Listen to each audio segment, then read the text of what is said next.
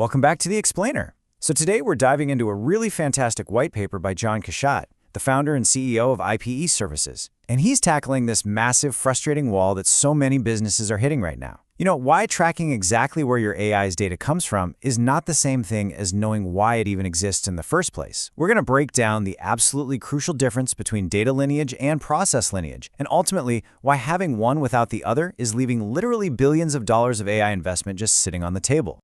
Okay, here's our roadmap for this explainer.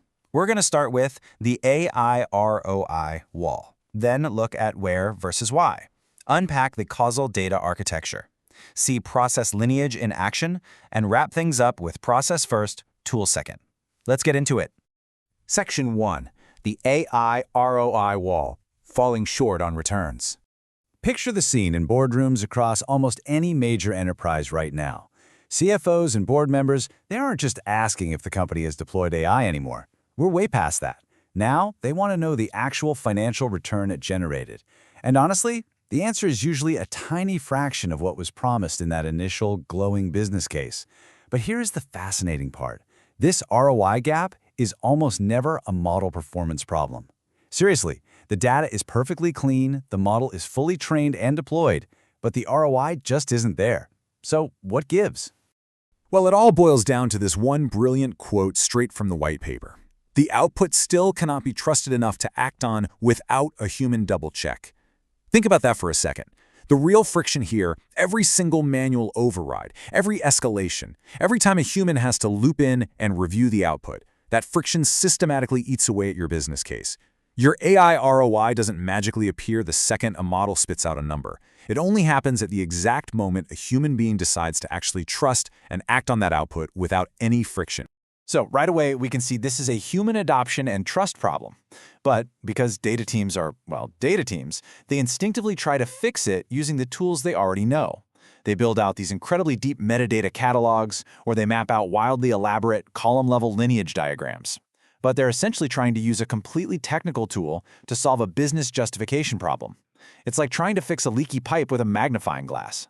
They're trying to engineer trust with a map of data pipelines. And that leads us perfectly into our next big idea. Section 2. Where versus why. Mapping data intent.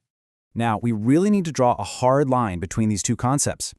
Data lineage, as we know, maps the movement of a data element across your systems. It answers the where. It proves the technical journey, saying, hey, this field moved from this source table, went through this transformation job, and landed here. That's purely positional.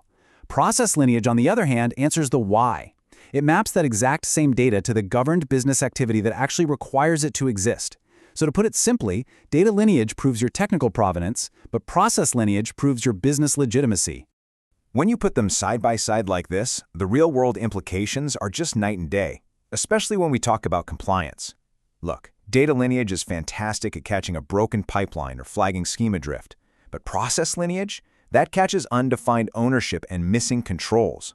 Think about it. If you're suddenly facing an audit under the strict new EU AI Act or ISO 42001, those regulators don't just want to see your technical trail. They aren't going to be satisfied hearing, oh, well, this number came from table X. No way. They want to hear, this number exists because process 1.1.1 requires it, and more importantly, they want to know exactly which human is accountable for it being correct over time. Section 3. The causal data architecture, the IPE framework. So, how do we actually map process lineage? We need a solid structure. Enter the IPE framework, which uses a very specific, tiered hierarchy to document basically any operation. It breaks things down starting at a 1.0 area, which rolls up to your big, measurable business outcome. Beneath that, you have the 1.1 activity, which holds your documented control condition. And zooming all the way in, you get the 1.1.1 element, where every single data piece has a defined human owner. This is a total game changer. It shifts your focus entirely away from a technical map of database positions and turns it into a map of human accountability and actual real-world business rules. And the way the IPE framework actually brings that hierarchy to life is through this really elegant causal data architecture. KIV, KPV, and KOV. KIV stands for Key Input Variable. That's the raw data or resource entering your activity. Then you have the KPV, the Key Process Variable. This is the crucial part. It documents the control condition, the owner, and the specific decision rule being applied. Finally, the KOV, or key output variable, confirms the end result.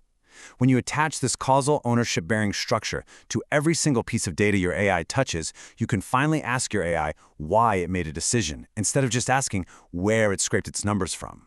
Section 4. Process lineage in action, a manufacturing use case. Let's ground this whole thing in reality. Imagine a plastic injection molding factory that's rolled out AI to speed up their customer quoting process. If they only use data lineage, they can confirm that the AI pulled cycle time data from their execution system and material costs from their ERP. Great. That proves the inputs are authentic, but it absolutely does not prove that the final quote makes any business sense. Process lineage, however, takes that exact same quote and ties it directly back to, say, activity 1.1 quote generation. It documents the specific human owner responsible for those cycle time assumptions and records the exact control conditions for estimating tricky things like die change time. So, if a customer disputes that AI-generated quote, process lineage gives you an immediate, defensible business answer. You don't have to force your IT guys to go do some crazy forensic reconstruction of a data pipeline. Section 5. Process first, tool second. Reordering AI deployment. If you want to actually unlock this level of trust, auditability, and yes, ROI, your organization has to completely flip the script on how you deploy AI. The typical instinct is to buy the shiny new AI tool first, point it at your data lake, and then spend the next 18 months pulling your hair out trying to retrofit governance onto a system that's already running in production. That right there, that is the exact trap causing today's massive AI ROI shortfalls.